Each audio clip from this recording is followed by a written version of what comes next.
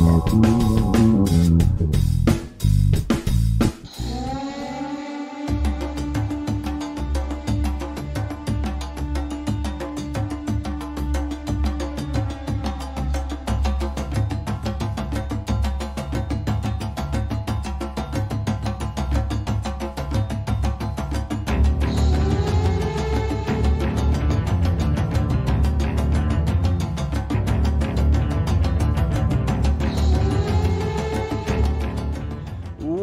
to Unbiased and On the Fence. I'm Shane, and I'm joined by my two guests. Let me make sure you guys are unmuted because it always moves on me. There we go. First off, Eileen. How are you, Eileen? I'm doing great. How are you? I'm doing wonderful, and we are also joined by Case of Everyday Masters. He's back this time with the camera because typically all we can handle is audio. So this is awesome that you're somewhere with decent internet, man. I feel like I'm live now.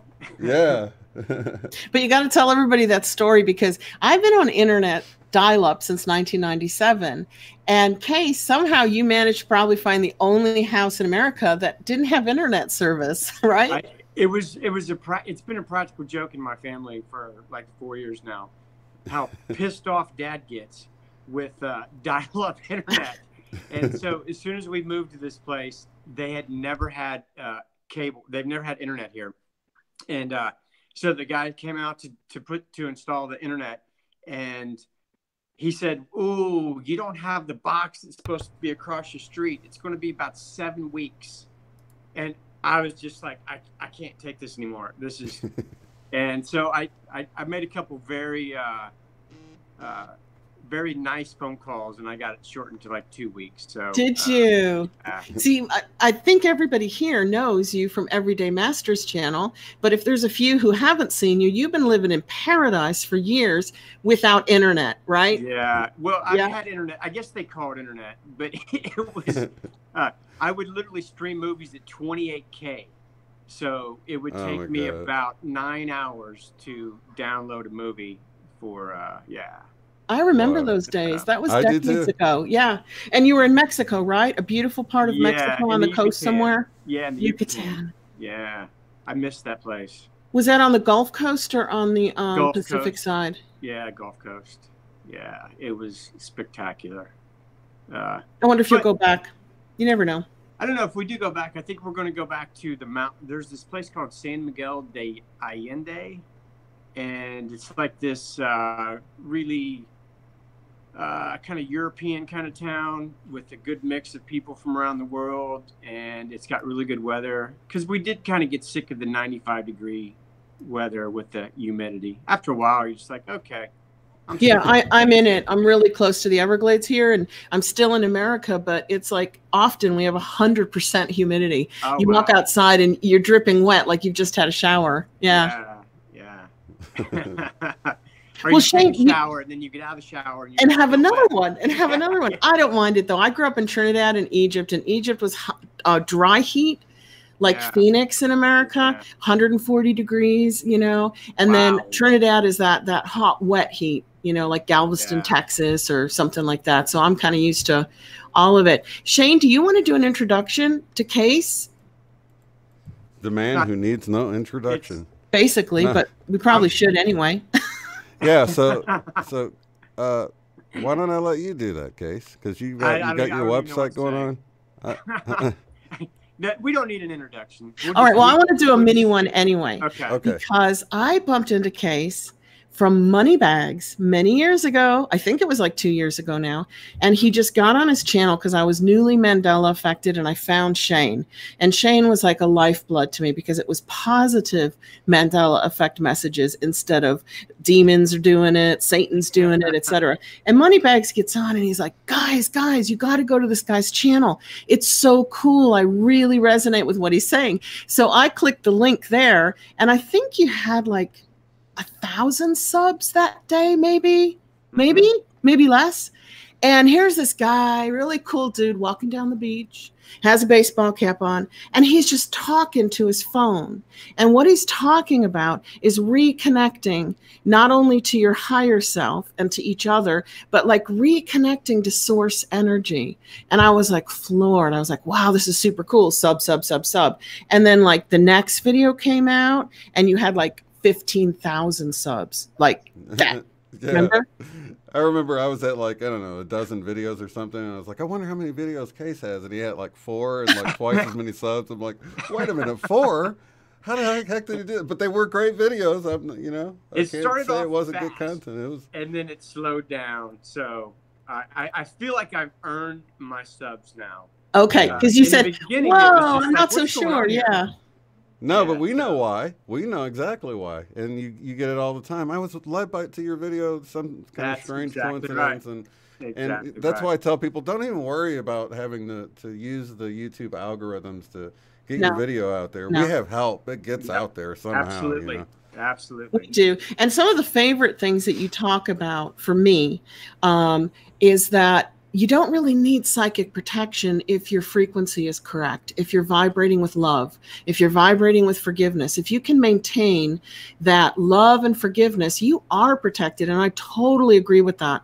So like I'll astral project while I'm meditating, no fear, because I Yeah. know I'm protected and I know I'll come back.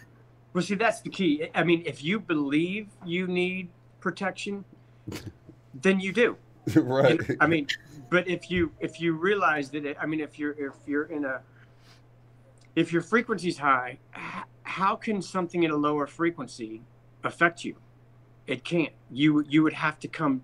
I just don't believe that. So Yeah. Or you create it yourself. You create this thing this monster in your head. That, absolutely, you know. absolutely. So like you said, Thoughts are Jacob, powerful. fear draws more fear. And love Oh, yeah. draws more love. So if you project the fear, you might be attracting something to be Yes. fearful of. You're Just like- guaranteed to attract something.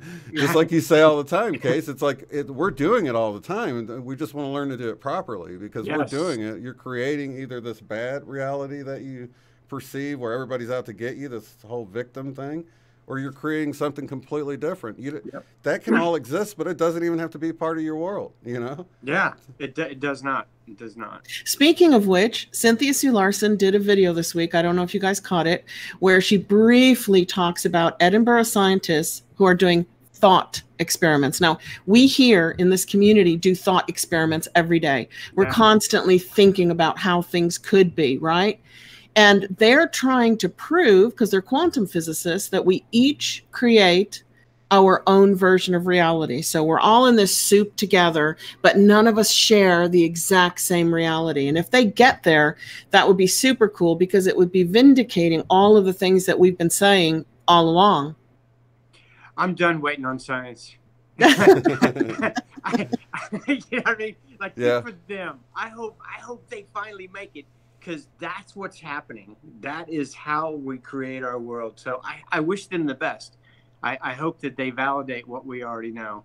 I'm so glad that Yeah. someone's even willing to go there, Yes. you know? You know, I actually did see, before I went on, I checked out your guys' last video with her.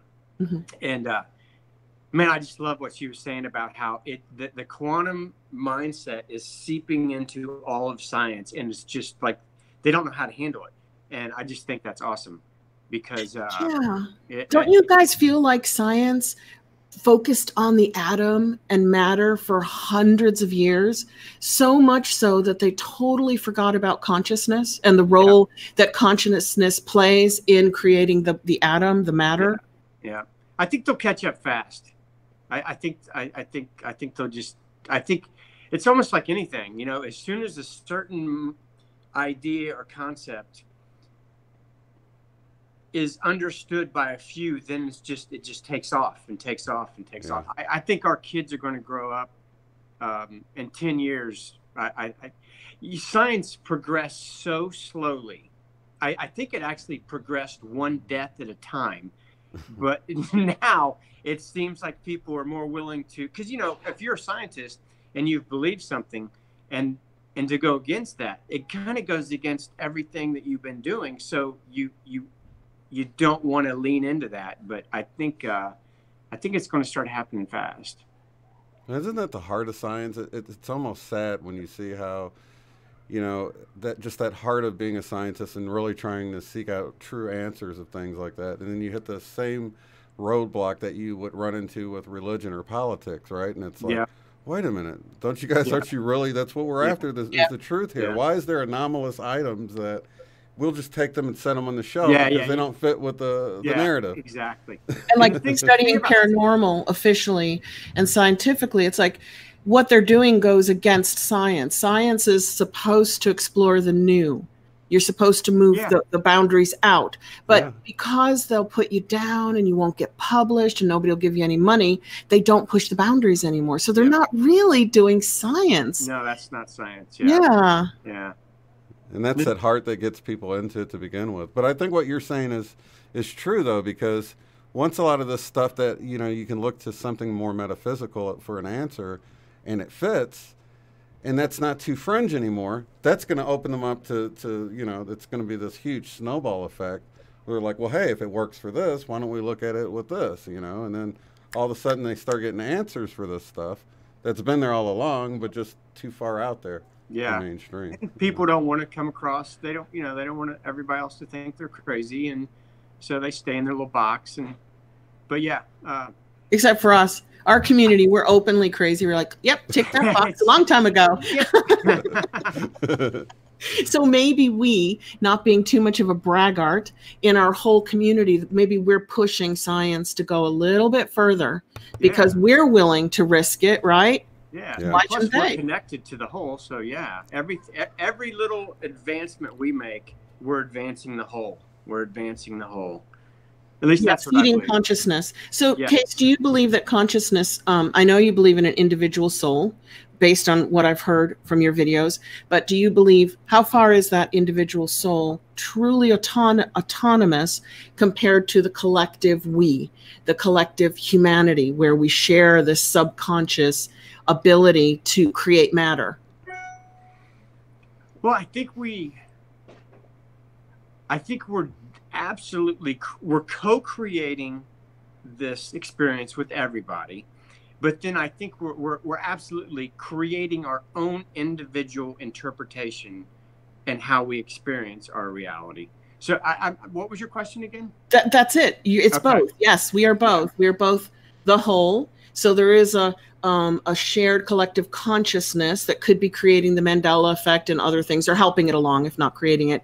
And then there's the individual sovereignty of the individual soul within the whole. Well, how would that fit into like a holographic multiverse? That's the only way I can see this world anymore, is like a hologram and a multiverse, multidimensional at the same time, because at least those two models allow for everything. Allow for the miracles, the impossible, what do you think? How do you see the universe or the earth?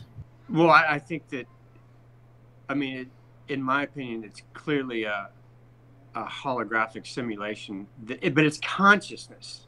Yeah, not a computer chip, but consciousness. It's not like some computer, like my opinion is it's absolutely not like some computer, holograph that we're in and we're trying to figure out. We are this consciousness, and we manifest into these physical bodies and have our own perspective. And I'm thinking about things like now where it's like, because I notice people in my life have changed since I've went through this last 7 years or 10 years or whatever. And let me plug in.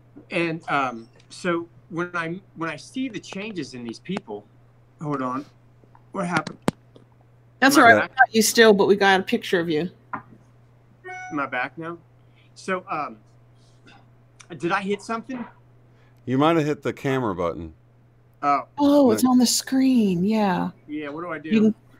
It's right next to the red hang up button. You want to hit There we go. Yeah. So I'm still new to all this the Google Hangout stuff.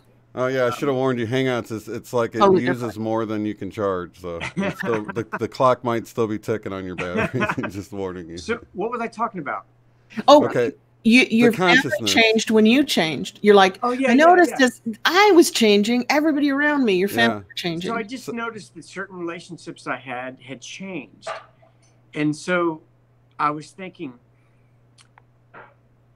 so did I shift to, but also these same people that have changed for me, I noticed that they haven't changed for other people.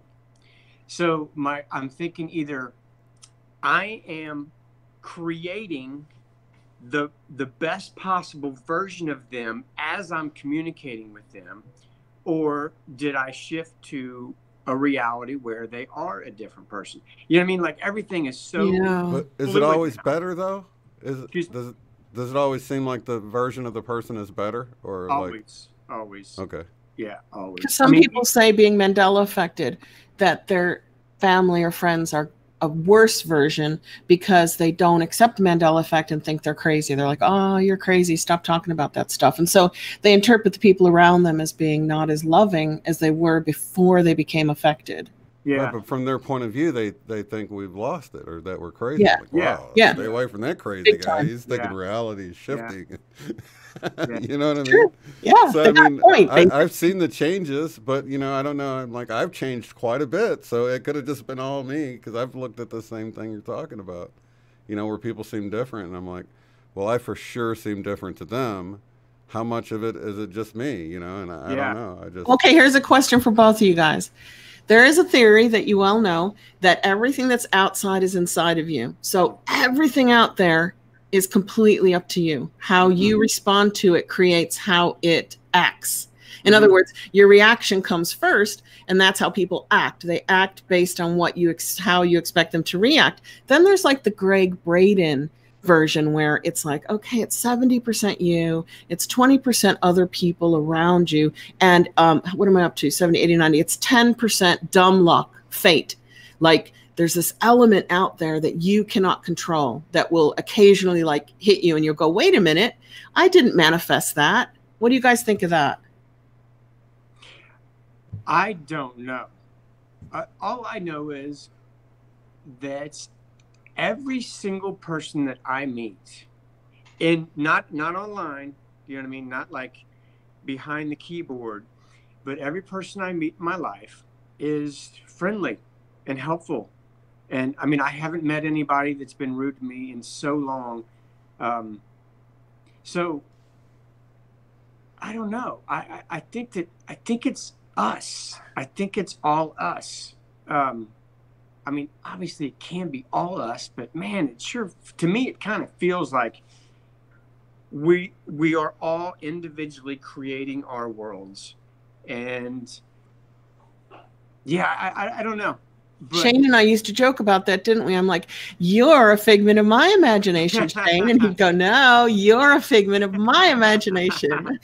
Yeah, so I think on a certain level, you know, like Alan Watts talks about, you know, like God split himself off and to all these little fractals to go experience life. And so on that level, we all are the same individual. I mean, you can think of it that way, you know, this creative, whatever you want to call God, the thing that makes all of us alive and vibrant and connected and all of that. Source, love, God, creation, whatever you want to call it.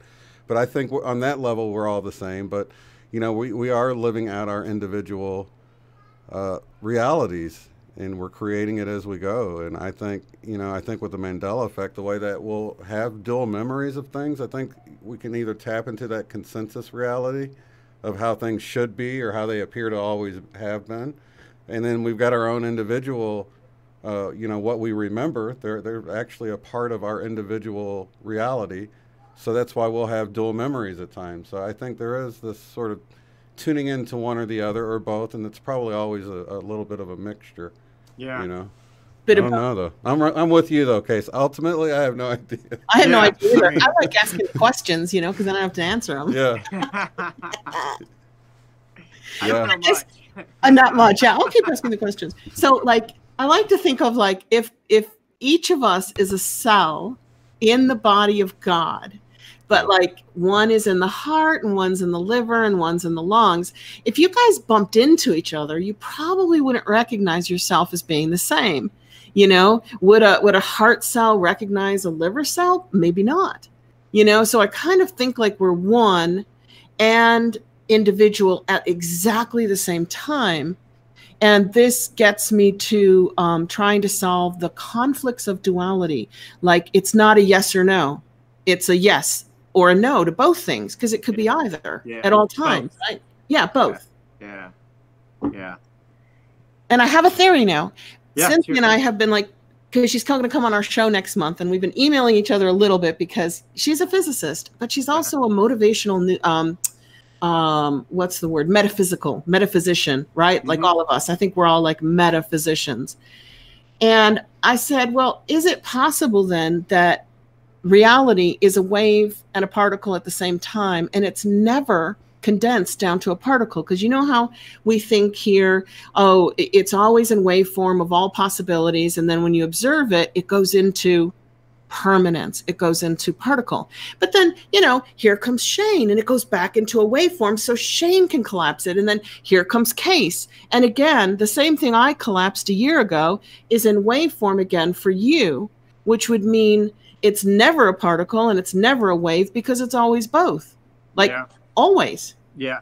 Yep. And we just, And so from that perspective, then we would be 100% in control over creating. Yeah. Right. If we wanted to be, and if we thought we were, because you can float around, and if you think you can't do something and you don't try to do it, then you don't know you can do it. You have to know you can do it, or at least think you might be able to do it before you even try. Yeah. Right, but then there's that certain level, which I want to get both of you guys' input on this too. You know, like you can be, say, a waiter, right? You got two waiters. They both go to this table. One of them perceives the couple as being really nasty and rude, right? But the other person doesn't. And it's like nothing was different about how that person acted. It's just how they perceived it. And you can see people a lot of times will be like, well, they were kind of rude, weren't they? I'm like, no, they weren't rude at all. I didn't see it, you know? And so it's like, how much of that, we've definitely got some wiggle room in just regular old reality without adding any kind of metaphysical thing, just with the way you perceive things. Totally. You know? I agree. Totally. Well, there's the fact that, so that person, that one of those waiters, you know, they have their own beliefs, and so they're projecting onto those people a certain thing. But then there's also the aspect of that person's field. The fields are interacting, and the field of somebody else can definitely influence you. Right. I mean, that is like your I know your what you mean. field is strong. It will override the other person's field. Like, it can be off-putting. In a video that like somebody's negative field can make you act more negatively. And you're make you feel agitated or anything, probably. Yeah. Or somebody's loving, gentle, healing, forgiving field can make you feel more loving and more.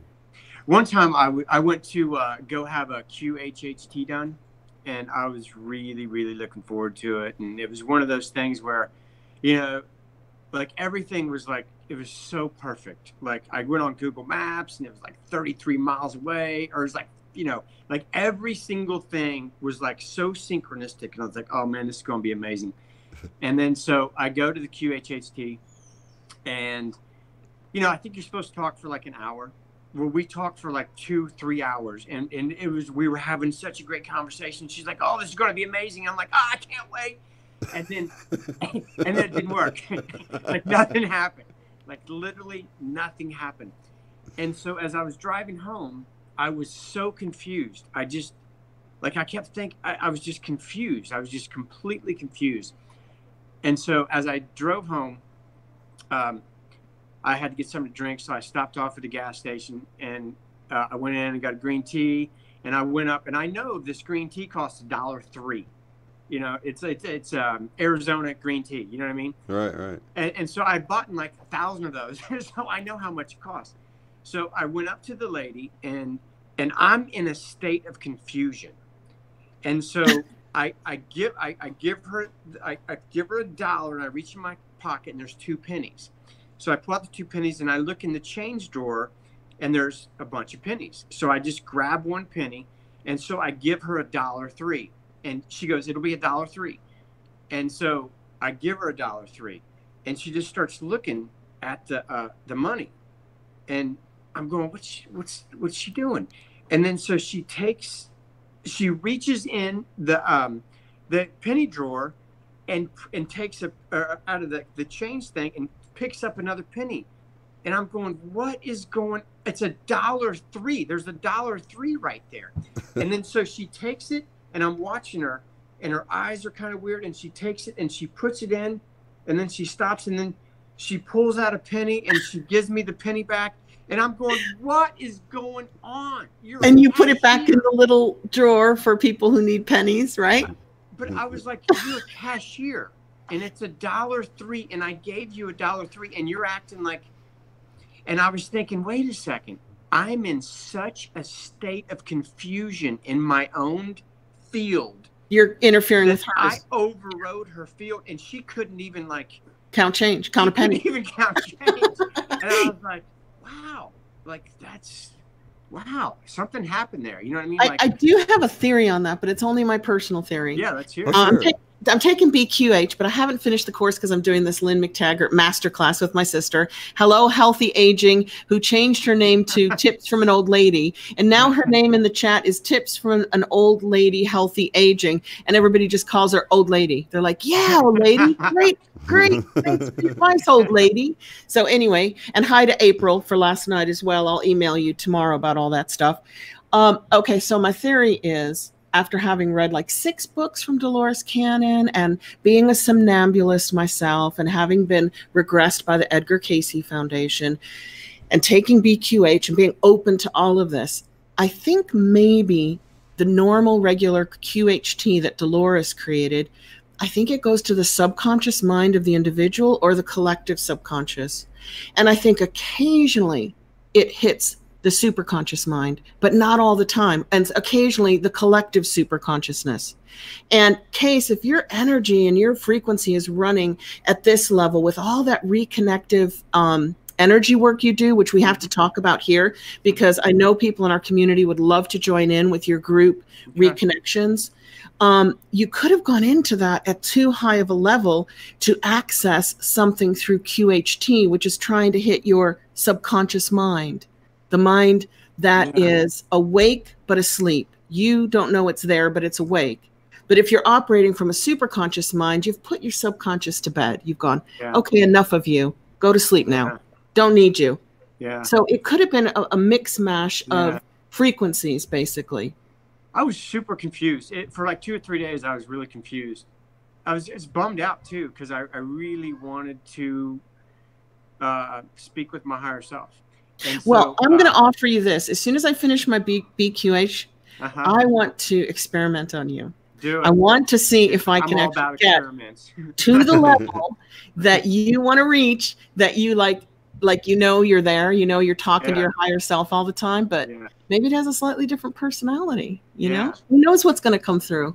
I did have one friend, I thought about it for 2 or 3 days, and I had a friend, really awesome guy. He does these meditations where he just basically looks at people and they just break down and have these life-changing experiences.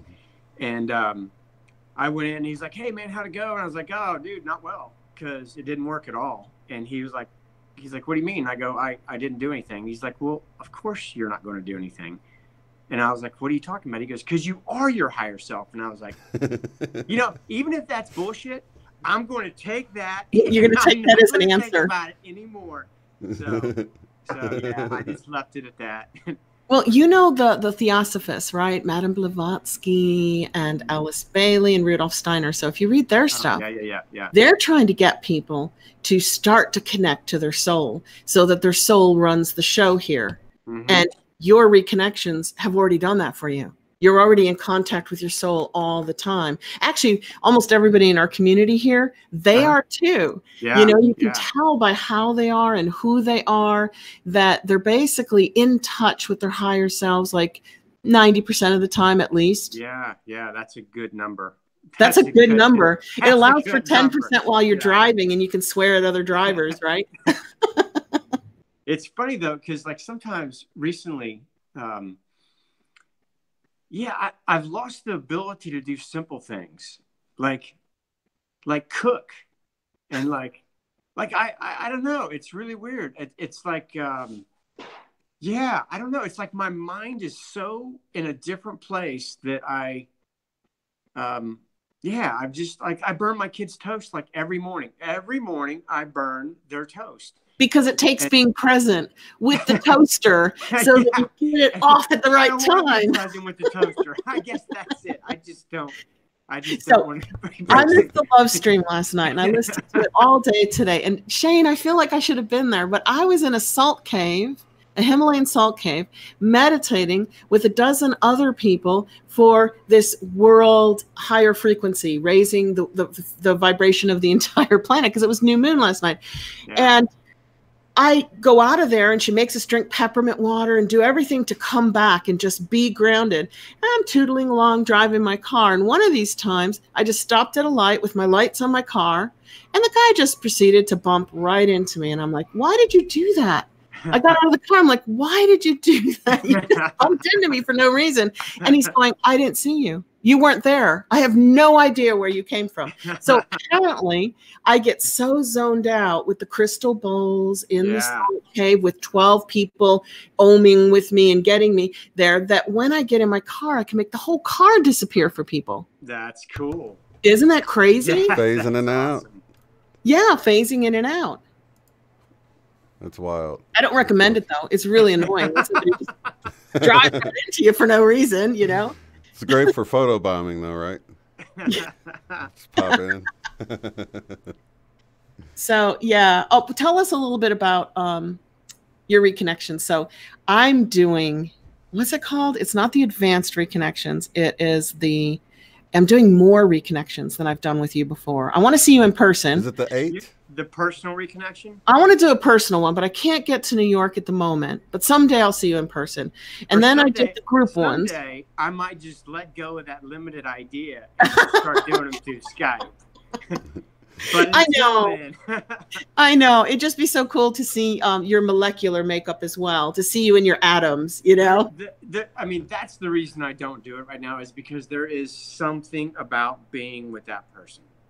I mean, when your fields are intermixing, there is something, there's something that, you know, and as I'm saying this, I'm like, really? Because I guess there's something physical about it. I guess so. I've done so many distant reconnection or distant healing sessions, which, you know, there's two processes. There's a session and then there's the reconnection. And so I really need to make some videos because I get the email like, just tell us the difference. Tell us the difference. So the difference is, so during a session, it's like the practitioner you're channeling these frequencies and you can feel these frequencies coming through you and you're just playing. And so the feeling in the hands and the body is more of like a Wi-Fi.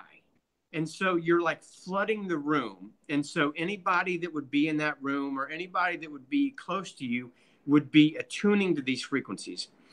But the reconnection, that's different. There's no playing and like at all. It's just an exact recipe. And the feeling is completely different.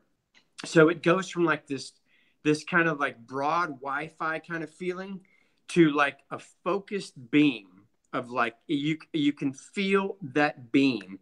And so basically you just trace the person's meridian lines. You go over all their acupuncture, all their energy points, their major energy points, their chakras, and it's just a recipe. So it's kind of like tracing. I mean, there's no intuitive, no nothing. What are you working with? The etheric, the astral, or something else?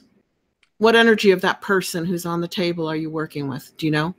No, I'm just bombarding them with this frequency. I don't. People have to see your videos. So we'll drop a link in the description and then just go through Case's videos and you'll see people on the table. And I was like, whoa, that's kind of cool. So their eyes start to flutter so fast that you couldn't possibly flutter your eyes that fast. And then the body starts contracting. They do these like impossible yoga moves, but it doesn't hurt them. It's not like, it doesn't. Oh, I just did this move and now I can't walk for a week. You know, they just contract. Their body just goes, you know. But if they do like 100 crunches, their stomach muscles might hurt afterward. You know, I mean, you do have that. It's so funny you're talking about money bags, because money bags has the strongest registers. Like, you've done money bags. How cool. They're off. I couldn't even film him because I'd love to see it. Like, people would think that it's crazy. Like, it's crazy. So everybody's going to go see your videos just to see how the body responds to the frequencies you're hitting them with. I would say that, I mean, it certainly doesn't happen to everybody. And I will say that there's definitely sessions that I give where people are like, oh yeah, you know, I didn't really feel much. So that happens too. So it's not like I can't override whatever, you know what I mean? Like you know, so here's a classic example was, what's today? Saturday? Yeah. Thursday or Friday, I had one of my my upgrade sessions. You know, that I started that new plan where people can get sessions. Oh, were you in it? Yeah. Did you do it last time? Yeah. I'll tell you what happened to me. I've been saving it for the show. So carry on. Okay. Yeah. So I wanted to, because I was talking to Moneybags about his wife. His wife's having some health issues. And so I was like, you know, see if you can get her to lay down for the session. She doesn't need to. You don't have to lay down, but you're not really going to have the same experience. I mean, you could be at work, but, you know, you're not going to start doing those things at work because this is an intelligent, you know, healing. You know, it's not like you're going to be driving your car and, you know, you should and then start. You know what I mean? Yeah. So there's an intelligence with this healing. So, which goes to show you I'm not actually doing it because it's on a different level. You're facilitating it. You're bringing it in. I really don't. I avoid taking any credit for anything. I think it's just the best place for me to stay. People always want to say, "Oh, man, I'm good." Like, you know what I mean? Like, I'm good. Like, I don't, you don't want people coming around to your house going, "Hello, my hero, my what is it, yogi, my yogi." I think Jesus had it right when he said, "Your faith has made you whole." You know, he knew right away. That's the same approach, I think. Yeah, I think I just don't want to take myself seriously, because if I took myself like I was doing anything, then maybe I wouldn't be able to open the door as wide as I can now. You know what I mean? Like, I think people deal with that, because when your ego gets involved and you're like, oh, here's the thing, is when your ego gets involved and you go, oh, I did this thing. Well, when that doesn't happen, then you're like, oh, what did I do wrong? So it's best just to stay out and just be like, if something really amazing happens, then cool. And if nothing happens, then, you know, I did my thing. I did the same thing I do every time. Instead of judging yourself based on their reaction. It's their reaction. Yeah. So I just don't. I just kind of like, I just do my thing. I just go into my little zone. So what is that? What is that exactly? What are you doing when you're bringing in those energies? Where are they coming from and what are they? Do you know? Well, I don't think anybody really knows. I do know that they're new to the planet. Well, they're not new to the universe, but they're new to us. And in I think it was 1992, Eric Pearl was the first person that started channeling these frequencies. And so he realized that when his patients, first of all, he went through the cycle of, what's this? And the patients are like, I can feel you before you're touching me. And then they started having these crazy healings, like real healings. You know what I mean? Like getting out of wheelchairs and just cancers disappearing. And so, but then he realizes that the people that he was around, they would go home and their hands would start vibrating and people around them would have healings. So this frequency, as soon as you attune to it, you own it. You own it. You know how to tune into it. And in the beginning, it was really subtle in the beginning. And I would, and the more I played with it, it got stronger and stronger. But now, I don't know if you've ever seen like a Cryon or the way his channelings. Yeah. You know how they just instantly go into it? Yeah. They go into it so fast, you're like, really? It's the same as Bashar and exactly. a few others like Ramtha and stuff. Yeah. yeah, I don't know. It's just become so natural that I don't even know what I do, to be honest. Okay, so here's a question. Do you think it's possible that since the Earth's magnetic shield has been getting more and more scattered and broken up since the 70s, right, to almost nothing, do you think that's allowing for these energies to come through?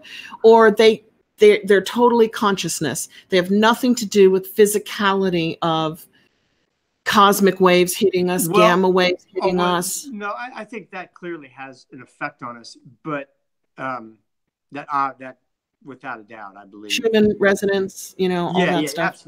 Absolutely. Something's up with that. But I tend to go back because you have all these ancient beliefs that we're all talking about this time of awakening. Yeah. All around the world, they're always talking about this time of awakening. So I'm believing that for some reason, I think that these frequencies were in this section of the galaxy, and the ancients knew that we would be entering this section of the galaxies, and that these frequencies were going to speed up our awakening. Well, that follows the yugas. That's the Hindu yugas that sometimes David Wilcock talks about. We don't know a lot about it in the Western world because we're not Indian and we're not Hindu, but the Hindus have been following the yugas, right? Yes. Which are the times of sleeping and the times of awakening. Yes. And they're on 6,000, 3,000, and 12,000 year schedules, right? Yeah, something like that. For the whole precession of the equinox, which is a 26,000 year schedule. But if there's a binary sun, it gets condensed down to 24,000 years. And supposedly, if you follow all of that, we're like 70 years into the next yuga of awakening, coming out of sleeping. Yeah. And into the age of Aquarius. I probably would have guessed like in the 60s, something started happening. That's what they're saying. Yeah. It's awakening, and it ties in with moving from Pisces to Aquarius. Yeah. The movement of the equinox.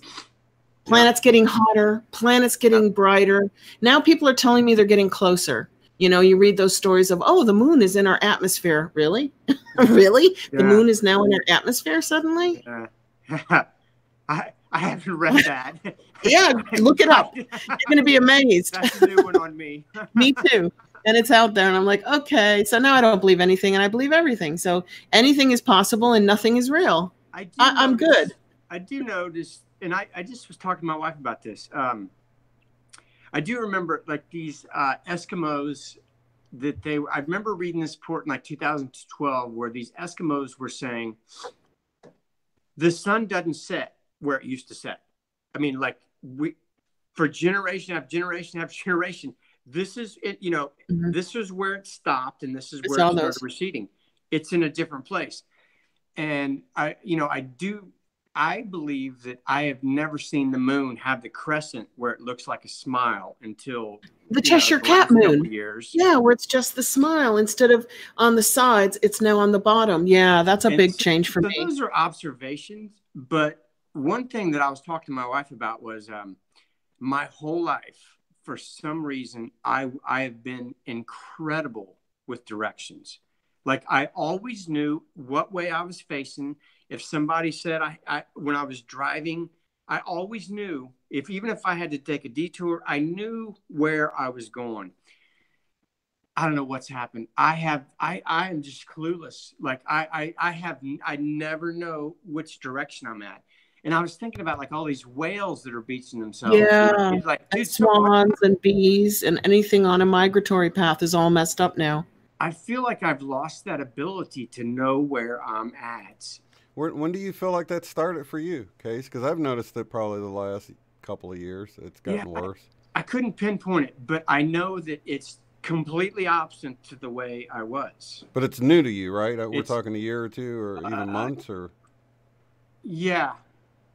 You guys think that's Schumann and magnetic shield, or do you think it's it must be the air, like Wi-Fi and 5G? Because there's these cells that are tuned to the magnetic, within our brain. I forgot what they're called or whatever, but if our magnetics are all thrown off, I could totally see my internal compass being thrown off easily, or both of ours, Case. I think that's probably because I've always had that thing too, where you just kind of know which way you're facing. You don't think that's Wi-Fi, like being bombarded by all these new human energies now? Bigger than that? I don't think so, but I can't say. Yeah, I don't know. I don't either. But let me tell you what happened. I joined your group session, which is just once a month. And then you give donations, so you can give what you afford. It's like a love offering, right? And I was laying there, noon. I laid down, closed my eyes, powered myself up like we do on this show. We do the Lynn McTaggart Power of 8 thing, and we do our own spin on it. And I was all ready. And then I couldn't believe it. And I thought, is this because I saw the videos? My left hand starts to shake. It starts doing this. And I'm like, whoa, why is that doing that? Oh, I know, because I saw the video. And then my right hand starts to shake, but the left hand stops. And the next thing I know, my stomach starts to shake. And I'm like, okay, now I know I'm not faking it. How the heck do you make your tummy vibrate? You can't. That was like an energetic thing. So I was like, okay, my eyes. Then I saw these incredible colors, but I'm a color person anyway in terms of seeing colors. And I came out of it and I felt great. But honestly, I felt like that night I had to sleep 10 hours. Yeah. I felt like, I don't know what I've done today, but I just need to sleep. Yeah. You know, and kind of like sleep was a big part of it. So then I did your upgrade for 8 sessions a month. Yeah. And I have to tell you, what's it called? I clocked out or tipped out, whatever the Monroe Institute says with Sherry and SMQ. Clicked out, yeah. I clicked out. I was there. I was ready to go with Case. I was wide awake. I went into a meditative state, you know, relaxed. And I connected with these other people. I don't know how many of us there are. Mm-hmm. And within 5 minutes, I was gone. I didn't remember a thing. I didn't see a thing. I was so far gone. And then 10 minutes before the hour finishes, I go bing and open my eyes and I'm like, what's going on? Where am I? What happened? And I look at my clock and I'm like, oh, he's still doing it. Okay, 10 more minutes. Yeah. It's so funny because even if you, like, every session will be different. I'm doing exactly the same thing, but every session is different. Have you heard of people going out, just disappearing for that hour? Oh, yeah. And then they just wake up and they're like, okay, I hope it was good. Might have been. No, absolutely. Absolutely. And sometimes you'll feel like super energized, like just ready to do anything. And other times you feel like I got to lay down. Like sleep. Like this is, it's just always different. And back to the money bags thing. So in that last one that you're probably talking about, I told Moneybags, I was like, hey, man, why don't you see if your wife will lay down for this session? And I said, why don't you just do it too? Because, you know, and I said, but you shouldn't be in the room with her because you're going to freak her out because the way he responds, dude, you know, it's a lot, you know? And so he went in a different room. And so I said, make sure you let me know. And so his wife felt absolutely nothing, like zero, like nothing. So while she's laying there feeling nothing, Moneybags is in the next room, just like doing yoga gymnastics, right? It's almost epileptic. It is. It's really energetic. That is amazing. I don't know why I don't know why some people don't feel it. I mean, it's so strong to me that I don't know why somebody doesn't feel it. Will they heal if they don't feel it? Will they get the same benefits, or do they have to feel it to heal? I believe that the sensations are meaningless. I really do. Like it's what happens after. Because if you have a really cool experience, but you don't start noticing any changes in your life, well, that's not it. You know what I mean? Right. I almost didn't post those videos with people having those strong registers because first I'm glad of all, you did. I didn't want people to expect that. Yeah. You know? Yeah. And actually, do people really want to do that? Like, I don't know. I'm glad you posted them because it showed me what is possible. It showed me how people can react to these energies. So I didn't do any like metaphysical yoga to your connection. But my tummy was fluttering and I'm not a belly dancer. So I'm like, how are you doing that? It was literally jumping up and down all by itself. So then I felt like, yes, you know, and then, you know, I'm in it because I can feel it. And it's almost like seeing it makes you go deeper. Yep. Yeah. Oh, absolutely. You own it more. Yeah. Like, yeah. And I think that's what happened to these frequencies with me, because, I had been on this path for, I don't know. I don't even know. Maybe like this spiritual path for probably like, I don't know, 10 years. And it's one thing to believe we're all connected, or to, we're all made of energy. But when something in life happens to you, you quickly get popped out of that. And you're like, okay, like my car just broke down. I don't have time to be thinking that we're all connected, and we're, you went to, you know what I mean? Like, I got stuff going on. I gotta fix stuff. But ever since I started feeling these frequencies, how can I not know at all times that? So what's happened is, when things come up in my life that would have thrown me out of my game, for a week or 2 weeks or a month, now it's just like a moment. And then all of a sudden I realize, this is not important at all. This will all get worked out. There's a reason this is happening. I might not be intelligent enough to understand that now.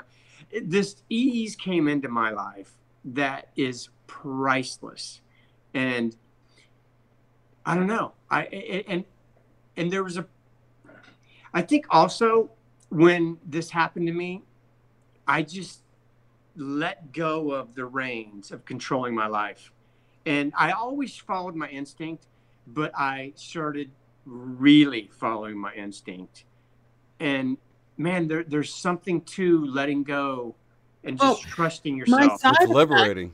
That's what I always talk about, that whole liberated feeling that you have, where it's like, wow, I made it this far and I had no idea what I was doing. Yes, I'm going to just trust. I'm going to just trust that everything's handled. I'm not going to worry about it, because I tried to help it before, and all I can see is that I hurt the process. So let me just stay out of the way and enjoy the ride. You're so there. I couldn't imagine if he reconnected you that you would get more there. You know what I mean? Because you're just like so chill about. Well, a lot of that came since I got the distance thing with him. Like, my hands vibrate all the time. I've come to this realization that he's talking about. That's all since then, Really? I think you would have found it without me, bro. You would have. But it's another tool, Yes, like BQH didn't work for you, or QHHT didn't work for you, but I've seen it do wonders for other people. I think they're all just tools. You can always just reach for the hammer.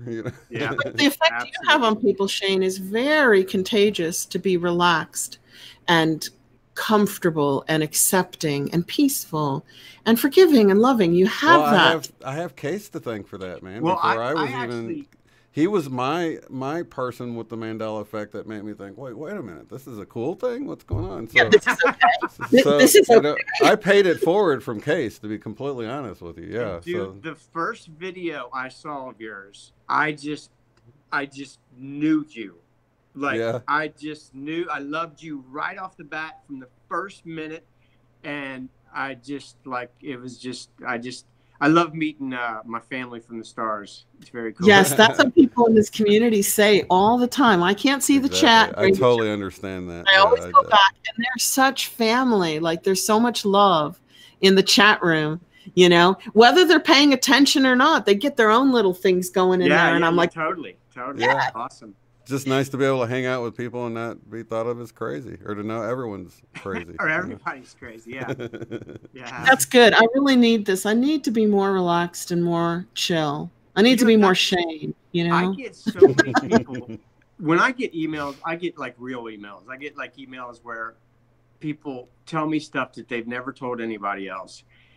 And man, I think the most important thing is just like lighten up. Like lighten up on yourself. Like, people are so hard on themselves that I go back to that Abraham thing. Our natural state of being is up here. Well-being. And the more we get on ourselves, we're just pushing our cork down. And sometimes when you just let go, your cork just goes to the top, and then you're balanced, and you're, Last thing Cynthia Sue said on our show, and she's coming back in a couple of weeks, was that there is evidence, physics, quantum physics, that the universe is a place of well-being. And I can't wait till she explains that and shares that evidence with us, because a lot of people don't see how they create their own angst. Or maybe their parents were putting them down, or their colleagues or their friends. So maybe they're carrying that forward. Yeah, they absolutely are. Yeah. That's 100% a fact. Yeah. Yeah, letting people define you when you're little, and then you carry that forward when that isn't who you are. That's just, absolutely. You're carrying somebody else's shit, and that's what life's all about, is letting go of all that baggage. Yep, absolutely. Yeah. And if you let go of it, you will float to the top, because that's our natural state. That's our natural state. Great. It feels great too. I mean, you're kind of nervous and scared about the let go of, say, the religion of, you know, the last 5 generations of your family, and you feel like you're abandoning something. You know what I'm saying? You got all this pressure that you don't even realize. Why are you carrying that pressure around? You know, I was doing so many things because it was expected of me, rather than because it was my truth. And when I got beyond and tried to answer those questions, and I wasn't getting the answers that resonated with what I'd been taught, then I had to look beyond that, you know. Dude, I think that's like 99% of everybody's problems, is what you just said. Yeah. Like literally, you're doing things for other people. You're trying to impress other people that you don't even like. You know, it's like And you know, when we come here, and I believe in reincarnation, but not necessarily all to Earth. You know, maybe you can be reincarnated elsewhere eventually. You know, all these systems have been put in place before you arrive, and you're like trying to figure out, well, how can I fit myself into the education system and the family system and the medicine system and, oh yeah, the media system. You're constantly looking at things and seeing how you can fit in. And our community, the rebels, the metaphysical rebels, are like, nah, I'm not even going to try anymore. No, I don't care. Go do your own thing. Leave me out of it. You know, we're like, we don't fit in, and we're really happy about that, about not fitting into some of the systems that are so oppressive, you know, or negative or not healthy. Yeah. You know. And probably the biggest thing that Case and I were talking about right before we went live was how we limit ourselves by all of these different worldviews, and things must happen this way.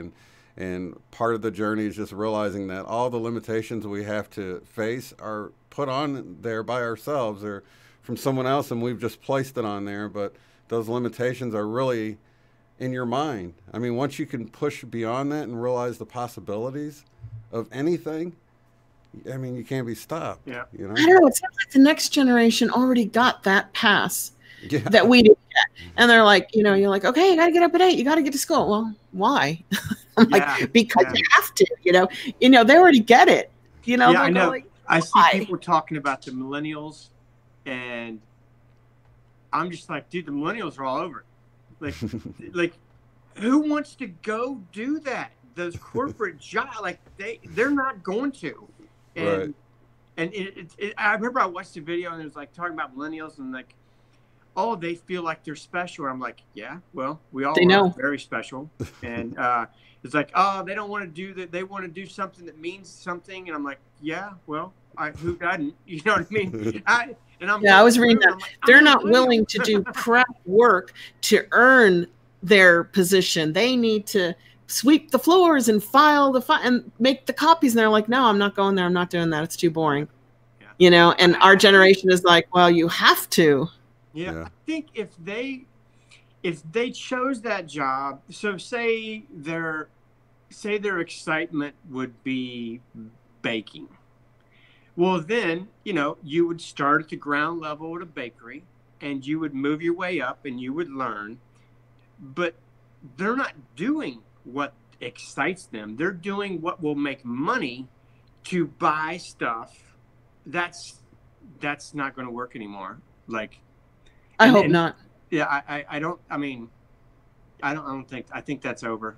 I just see money still like, you know, you have to have the money to create the technology, and then you use the technology for what? To oppress others to make more money. It's like, you know, the people who aren't grabbing for money, for material wealth, aren't in charge of the collective, and they're not in charge of the new technologies. Yeah. So then we're like, oh dear, you know, this could be used to hurt the masses. Yeah.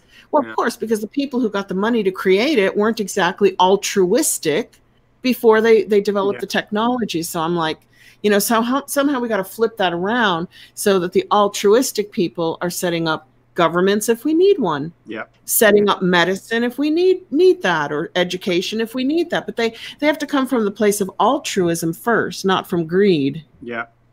My whole attitude about money has changed so much. Tell us about it. Tell us about it. Because our community tends to, like, you know, be on the fence about money. Like, you know, we've been taught that money's a bad thing, so we don't go after it. Well, I remember, I don't know where I got this. I literally have no idea where I got this concept, probably from my mom. But I would literally say to the universe, I don't care if I end up being a welder living in a trailer in Arizona, I'm going to be happy. That is literally, I'm not a welder. I never lived, you know what I mean? Like, but for some reason, that's what I would say. I don't know where I picked that up from. And so I lived my life like that for a long time. And I never had any money. And I even invented probably one of the greatest golf products that was ever invented. It's the simplest golf product. And I was approached within like 6 months by the largest golf distributor of products. They're in every store around the world. And I made, in every one of my businesses, I made the worst possible decisions in every one of them. I mean, I should have been retired 10 years ago. But I never cared about money. And so I made the worst decisions. And then I think it was like in 2007, I started switching that. And I was like, wait a second. There's nothing wrong with money. There's absolutely nothing wrong with money. And so I started putting out different things into the universe. And my life shifted so rapidly into, not rich, but into a state where if my car breaks down, I don't care. I'll go get it fixed. You know what I mean? If a $1,000 bill comes up, or I don't care. I'll just take care of it. Man, you can help more people in that state of being than you can when you're struggling. I don't care what anybody says. There is nothing wrong with money. Absolutely. If it's I just had an energy. a ton of money, I would help out so many people. I love giving money away. I love helping people out. You can help more people out with money than you can with no money. That's a fact. Yeah, don't you feel like we've been trained to not, like, you know, remember, God will love you more and you'll go to heaven if you're poor. And, you know, who's telling you that? The rich bishops and the rich pope and the rich everybody is telling you to, like, God will love you more if you don't have it. So it's kind of ingrained in our DNA. It's been put into us. If people think that Jesus walked around in raggedy, dirty robes and stuff and ate terrible food, I don't think that's what happened. He was taken care of. He was, you know what I mean? Like, I think that, I think we have a really warped sense of money. And, but doesn't it help if you have a small elite with a great deal of wealth to tell the billions of people, no, you don't want this. You don't want this, because then you'll probably get help. You know, it seems almost like it's just a mechanism of the Yeah, absolutely. And so now we're on the opposite end of that, and we're thinking like we're so materialistic in this country. It's just insane, especially coming from the Yucatan, where I had people across the street that didn't have a door on their home and probably live off of $50 a month. And they're so happy, and they just walk around with a big smile on their face. And I was always, I mean, these people had nothing, and they were so kind and so giving and so friendly. And then I come back to America, and it's just like, wow, I don't know. I felt the same way, because I grew up in Cairo, and we would go to the City of the Dead, which is huge, you know, like the size of, you know, New York or something, New York City or the state, you know, and all these people would be living in there without sanitation, without lights, because they couldn't afford a house. And my God, they would, like, be happy. They would be appreciative. They would be sharing. We'd bring food in. You know, it was a different kind of world. But then when I get back home and then I read the statistics that the way we live here, only 25% of the world lives this way, where you turn on a tap and clean water comes out. So in my mind, I want to see the whole world having clean water and healthy food and clean air, you know, and unfortunately that seems to go with materialism. Lots of cars, lots of diamond rings. Then and maybe you know, you should shift that. Maybe you should shift it to everybody. You want to see everybody happy. Yeah. Yeah. Obviously, go to the end game. Be the end happy goal. without. True. I will say that, yesterday I got my utility bill for this place, and it was $700 for 1 month. Electricity. And I was like, it's kind of short-circuited my brain. I was like, how's that possible? Like, get the candle even warm in here. You know, it's like, I walk around, I got 2 sweatshirts on right now. You know what I mean? Like 700. What happened? So I'm still adjusting. That's crazy. That is a big crazy bill. You know, that is the light the fire behind you and hand everybody a candle. You know, it's like we'll have light for 2 hours a night. I'm going to make a phone call about that, because I don't know if something's wrong. I think I'm feeding all my neighbors or something. It happens to me. I live in an apartment, and the water bill is $35 to $50 a month for 6 years or 5.5 years, and then suddenly in January and February it's $100. And I'm calling them up, and they're going, "We don't know." And I said, "Well, I'm not doing anything different." And then I find out it happened to everybody in a 200 apartment complex, and I'm like, well, this is fraud. This is like water stealing. Where's my water going? Who's getting my water? And they said, look, you're not our customer. Your complex is, but you have to pay your bill. And I'm like, what kind of a response is that? You know, like, we don't have to take your complaint, but you better pay us or we're going to cut your water off. I'm like, crazy. Yeah. So I guess when you're in America, you just got to make more money. That's it. I mean, a lot of us would like to see a system where it's not on money. And I don't think we necessarily want to go back to barter and trade, where I have to go make candles to give to you so you can turn your lights off. It should be interesting to see what happens, because I absolutely believe, and I hope I'm wrong, but something's going to happen soon. Like, I just... You think barter and trade will come back? I mean, what could replace the fiat I would like to see people paid for what they're worth. And when a CEO of a company makes 450 times what his employee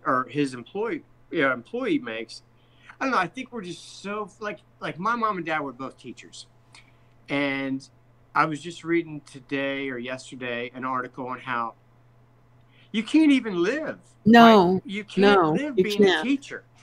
So, and you know, teachers are an important thing. I mean, you know, that's the sad thing, is that we underpay the most important people in our society, and we overpay the least important people in our society. So it'd be nice if we're paid what we're worth. But I don't know.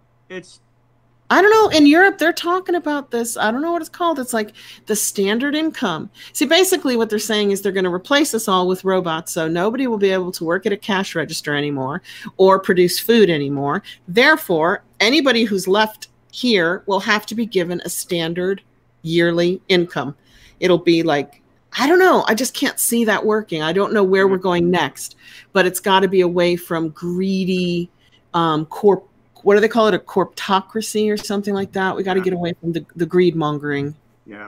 It's and the funny thing is like, you know, you think, well, you know, we got to pay the teachers better because the teachers are, you know, educating our kids. And then you're like, well, but the school system sucks. So, like, you know what I mean? It's just like this endless hole of bullshit. You're like, what's going on? And it's like school hasn't evolved with the students, because more and more you're seeing these students that it's just too boring. They can't, then they get behind or whatever, you know, and it's just not, it's designed for a certain type of learner, I think. I know as a visual learner, I didn't do too good. always bored and ADHD and all that terrible stuff. grades. It's not designed for creativity. I've met a bunch of teachers here who quit because it was so hard to work in. Yeah, they said, I cannot work.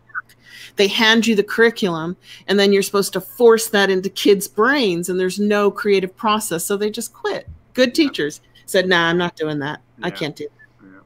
It's funny because when I homeschool my kids, well, actually, it's mostly my wife.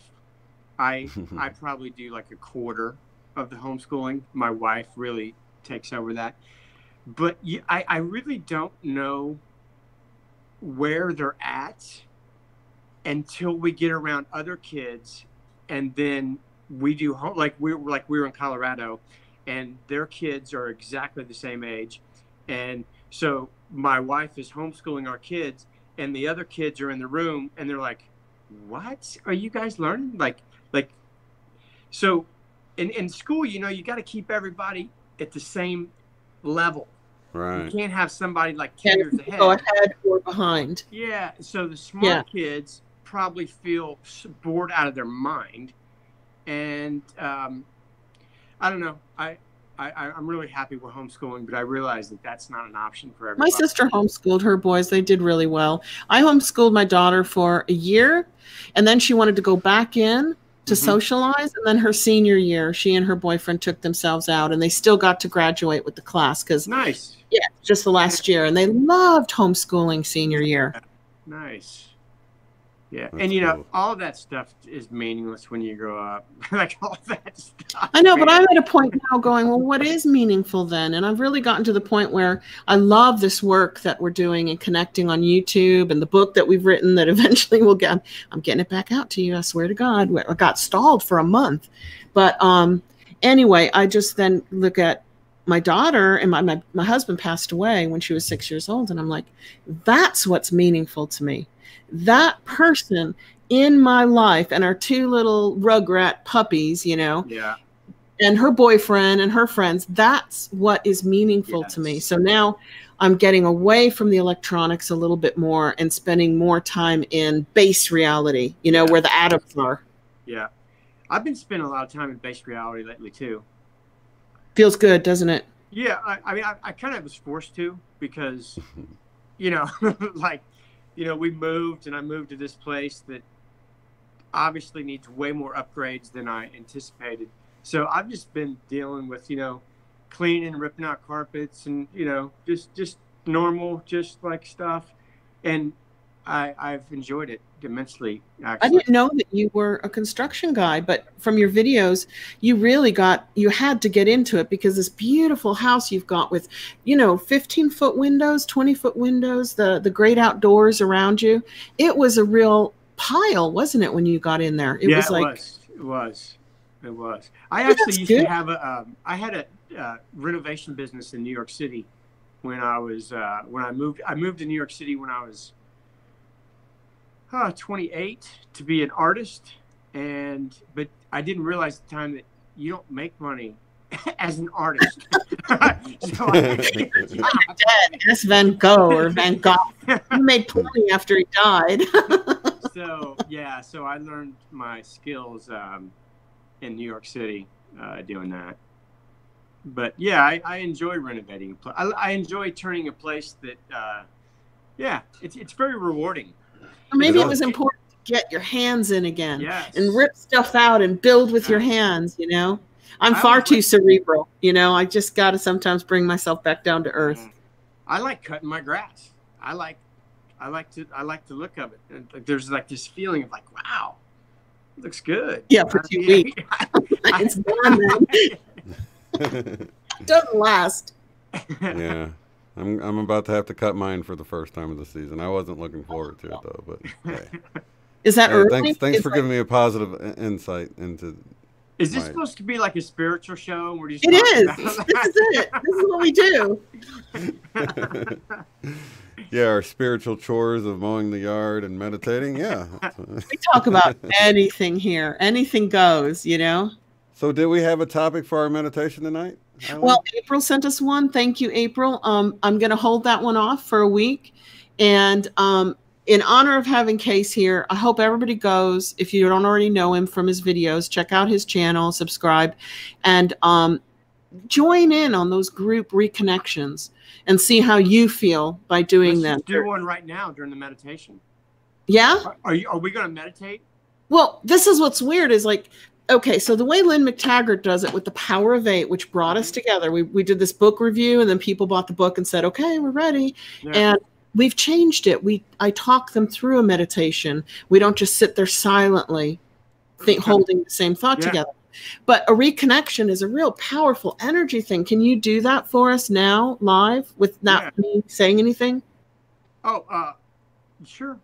Or should I say something? What you tell me. Whatever. If you want to say something, then you just talk, and then I'll give everybody else a session except for you. Oh, no way. No, I'm not quiet. Okay, that got me to shut up. No, it's cool. I mean, I'll be seeing you, what, the 9th or something like that? Yeah. Yeah, but what do you want to do tonight? Because this group loves meeting in the out there. Okay, so typically we'll kill the camera and she'll do her meditation, and we'll all just join in with it. So if you wanted to, you know, do something simultaneously with the people here in this group, sounds good. You know, yeah, and then we can kill the cameras, and because we don't need to see you to do it. But. No. Should I be silent through it so that you have more power and more energy coming our way? Do we just do like 5 minutes of silence? Whatever you want. I don't know. What do you think, Shane? Why don't we do like maybe like a connecting meditation and then leave it into, I don't know. Like, okay, I'm going to do that. How big of a window do we need? Like 10 minutes or something? How much time? 5 or 10 minutes after? Case. Oh, whatever. Yeah, it doesn't matter to me. Only the limitations we put on it, guys. Yeah. You are guinea pigs tonight, as usual. I'm going to do like a 5-minute powering up, which is my, normal meditation, and kind of get us all into the zone. And then I'm just going to go silent and let the energies that Case is giving us as a group reconnect us. And I think the reconnection is to our own soul, to our own higher self. So I'll do the pioneering spirit of this all. I love this. Yeah. This is a great experiment. I hope it works. And if it does, you're going to have to come back. Okay. So we can do it again. I got Wi-Fi now, man. I can do this all the time now. We know it's going to work. It's how well is it going to work? So I guess we'll see. I'll kill my camera and get ready. We experiment a lot here. We try all kinds of different meditations, don't we? Yeah. So I'm going to go. Turn my camera off? Yeah, we all do, because I don't want people to see me with my eyes closed. You never know. I might have my nose in the camera. Your camera went off and back on, Case. So first I will take off my video. Yeah. And then Case, you're going to want to take off. You can leave your video on if you like. No. It's up to you. There you go. It's still on, just so you know. It turned off and back on. I think you have to tell them how There we go. There we go. Okay, so we wing it here. We're wingers. Okay, so everybody just get comfortable, take a drink of water, kind of scooch around in your chair or standing. I know one person, go-kart, likes to stand while he meditates. If I did it, I'd fall over for sure. And in honor of having Case and Everyday Masters here tonight, which was so much fun, I'm going to do powering up our usual way. And then I'm just going to do a short reconnecting to our higher selves meditation. And then I'm going to go silent for about 5 minutes. I'll set the timer so I can bring us back out after about 5 minutes. I'm just going to start now. Is that cool? Yeah, go for it. Okay. Go for it. So everybody take a nice, deep, relaxing breath in and hold it for just a moment. And exhale completely. Let all the air out.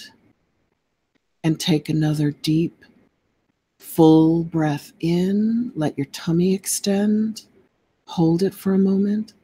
And this time on the exhale, let out any tension anywhere in your body. And then finally take a third deep, relaxing breath in. Hold it. And now exhale out any tension or negativity that you felt during the day around you. And now we're going to start breathing in through our heart chakra or our heart center, and exhale back out of the heart center. And breathe in through your heart chakra at a pace that suits you, and exhale back out. And this time on the in-breath through your heart, start to breathe in love, and exhale forgiveness. And this time on the in-breath through your heart chakra, breathe in forgiveness. And when you're ready, exhale love. And continue to breathe gently in and out of your heart center. And this time, you're going to add a color, any color you choose, or no color at all, or all of the colors like a rainbow. You're going to breathe that color in through your heart center and exhale the color back out. And as you breathe in this clear, clean, healing color, let it start to fill up the inside of your body, from the top of your head, down your neck, across your shoulders, down your arms. Let it go all the way into your fingertips.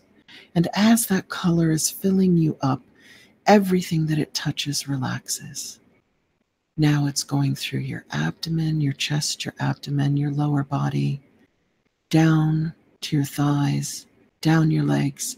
Let it go into your feet and out your toes.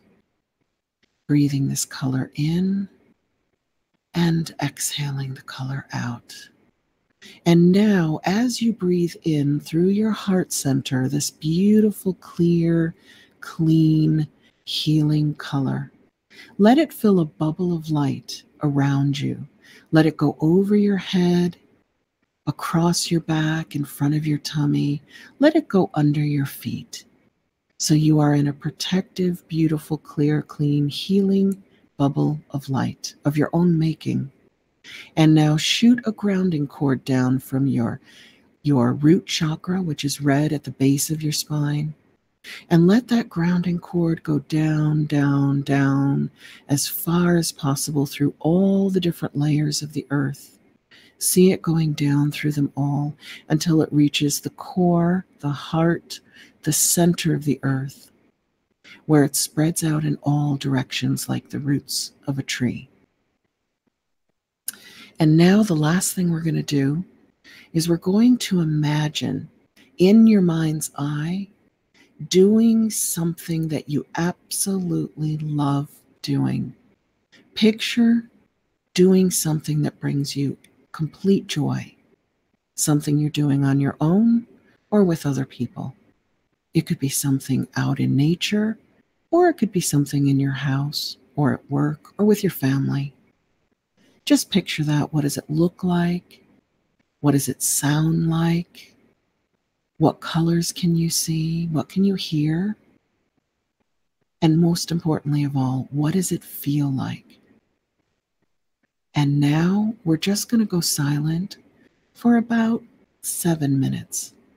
And we're going to allow ourselves in that time to connect with our own higher self. Request it, expect it, command it if you like. We are just asking right now, in this moment here, now, to connect with our own higher selves for guidance that will stay with us always. Once we make that connection and we reach our higher selves, we're going to do that more often. We're going to do it constantly so that we always have that connection for guidance and love and forgiveness from our own higher selves.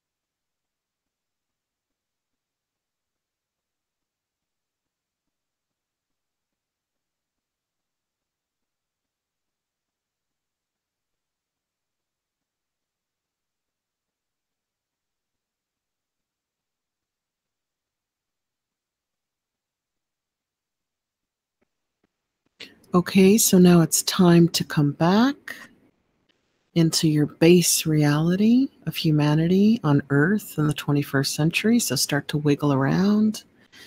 Move your arms, your ankles, your feet, your bottom. Stretch your neck. Take some deep breaths and come back.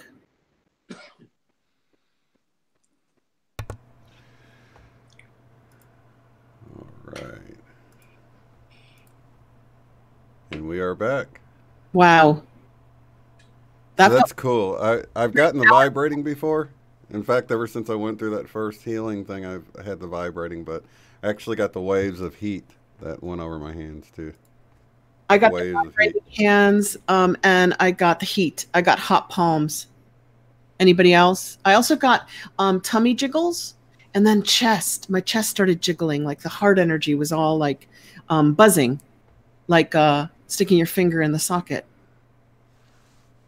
Very cool. Yeah, and I got like muscle twitching, and you know, the first time that I did the session with Case over, it wasn't even over the internet. It was, we just set up a time basically and did it, and I was laying there in this meditative state, and I completely forgot about it. Like right after the session, it was like only later that I realized I went to the halls of a mentee, like in my mind. Do you remember me talking? I did a video about it. I do remember that. Yeah, and that was so weird because I was like, wait a minute, was that a dream or what? It was like, because I completely forgot about that until later. I'm like, wait a minute, man. I was like, I went somewhere for a moment. You know? It's so funny because usually when I was, before I've become mostly distance sessions now, it's like 70-30. And in person, I'm always like, when I'm done, I'm like, okay, you know, what did you experience? And I used to write it down. I'm not sure why I would write it down, but I would write everybody's notes down. And then they would tell me, and then I would get these phone calls like, I forgot to tell you, I left my body. And I'm like, oh, you just forgot to tell me that you left your body. Okay. That's okay. So, yeah, it seems crazy, but it was like, man, it was like, because I was just so focused on what I was experiencing while I was laying down and stuff that I forgot that I went somewhere else in my mind during the session and like came back. And yeah, I could totally, I wouldn't have understood that unless I experienced it. So I'm glad I did. Usually like, it's usually for an hour, that? Right? You did it for an hour, didn't you, Shane? I think ours was, I think we did a 30-minute session. Yeah, I don't even know why I do it for an hour because it doesn't need to be an hour, but I just do it for an hour just because I don't know. I really don't. It should be like 15 minutes, but this was really short.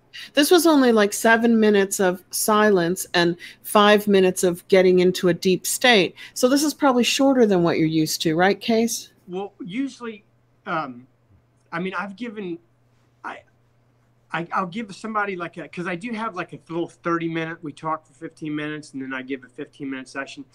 And I've had so many people get back to me afterwards and tell me that it lasted an hour and a half or 2 hours. And I'm thinking to myself, really? Because I'm out with my kids playing and I'm doing stuff. So what I think is happening is there's this frequency and the science has proven that it's literally reconnecting our DNA. It's repairing our DNA. And I believe our DNA is how we interface with the field and how we interface with our higher self. Mm-hmm. And so as soon as I tune you into this, I'm not like, the reason people have sessions for 2 hours is because that's their energy.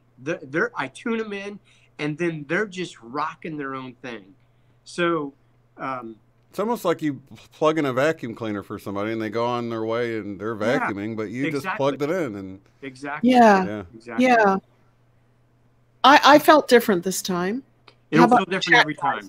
You know, this is different to our usual Saturday night meditation. Oh, yeah. Okay, cool. But it's cool. Yeah, I totally dug it. Yeah, me too. And I'm wondering if we should like do more silence in our meditations, which is what the Intention group does with Lynn McTaggart anyway. And we tend to stick more to meditative voice, keeping it going. You know, maybe we need to add more silence to it where we can go places. Yeah. I would say, what did you feel, Case, with this group? Because this is an incredibly artistic group. We've got a lot of painters and singers and songwriters, dancers, and this is a healing group. We've got Reiki masters, nurses, doctors, right? yeah. It always feels the same to me. I just go into my little world, and all I'm doing is I'm completely present, and I'm feeling all the different subtle changes, and I'm just playing. So like if I'm with the person in a session, it always feels the same to me, but I will get feelings about them. Like not like the feeling isn't really, like every once in a while it'll be so strong that I feel like it wouldn't surprise me if my hands were bleeding. Like so sometimes it's stronger than others, but every once in a while I'll just get like not like I'm actually a psychic and getting information about them, but I'll have this undeniable thing that I'm going to ask them as they're walking out about something in their life. So it feels the same, but with different people, I'll get like something happens and I just know that I'm supposed to talk about something to them. I don't even know why I brought that up, but it usually like a little intuitive hit though. Yeah, like a hit of, yeah. You know, some people, like, they come in and it's health or it's relationships or it's money or there's a great fear that they don't want to talk about, and maybe you're getting hits on what's blocking their energy. Yeah, I think that's it. I mean, that could probably be any time too. Yeah, I think I just do that naturally. I don't know why I do it. I think I just came to this planet wired to do that. Most people in this are empathic, and you know, we can read people and we can, you know, there's nothing special about it. You know, it's just we're waking, these gifts are getting stronger and stronger. And so, yeah, yeah. This group here sometimes expresses that they felt a lot of pain until they connected here, because then they suddenly felt like, oh my God, there's more people like me, and I'm being accepted here, and I feel love here, and I've got true understanding and friendship. So it's a lot of like wounded light warriors who have been giving and giving and loving and cleaning up this planet all around them, and now suddenly they've got a place to go to get cleaned, to get healed, to be loved. And you know, the people that I talk to, I usually want to know about them, so I'll ask them. So I will talk, tell them a little bit about, you know, whatever's happening. But I always ask them about themselves.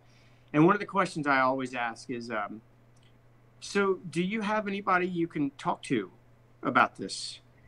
And 99% of them don't. It's the most common theme of everybody. Doesn't it seem on purpose though? After you see this over and over again, Case, don't you think it's on purpose that we're all spread out like we are? You know, I don't know who I heard this from, but it said, of course you're spread out because you're lighthouses. Have you ever seen two lighthouses side by side? And I was like, oh, never. No, that doesn't make any sense. No, it doesn't. But I will say that I feel so blessed that my wife and my kids are on the same page. And so I kind of take it for granted that my partner in life is on the same page with me. So I kind of live in a bubble world a little bit. I did that with my husband, and now with my daughter, I have that, oh, you know, at least I can talk about any of this stuff to her, and still to my husband, who's on the other side. He gets an earful now and then. Yeah. That's awesome. I saw a medium last weekend, or was it the weekend before? And he's like kind of known in Ohio, and he comes down to Florida to a friend's house. And anytime he comes, you know, my husband's always there standing in line going, I've got nice. Yeah. That's awesome. That's awesome. I've seen people in that group just break down and cry when this man just sits there and says something. And first he just sees what they look like and what their mannerisms are like. And people are afraid to put their hand up and go, yeah, that's my Uncle Joe, or, you know, and then suddenly he'll say something where they have to put their hand up. And then the message is so warm and so loving. And the fact that they've reconnected with somebody they love Yeah. on the other side, they just burst into tears. It's like That's this, awesome. well of like the dam has been broken, and Yeah, I they love all that tears. energy. Yeah. Yeah. I've only That seen, reminds me of the Death Walker video you did with the guy that was like Yeah. his thing to help people transition over. Man, that was Yeah. such a powerful video. yeah, that's, I Oh, we actually need just more talked to him death last week. walkers, don't we? We need people to help people transition. Yeah.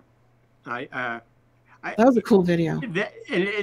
I think he nailed it when he said that, because he said the second he, started floating his hands over his mother or his grandma, I'm sorry, she just passed instantly. Yeah. And I was like, wow, I'm sorry to hear that. And he's like, oh no. He goes, it was the most loving. He goes,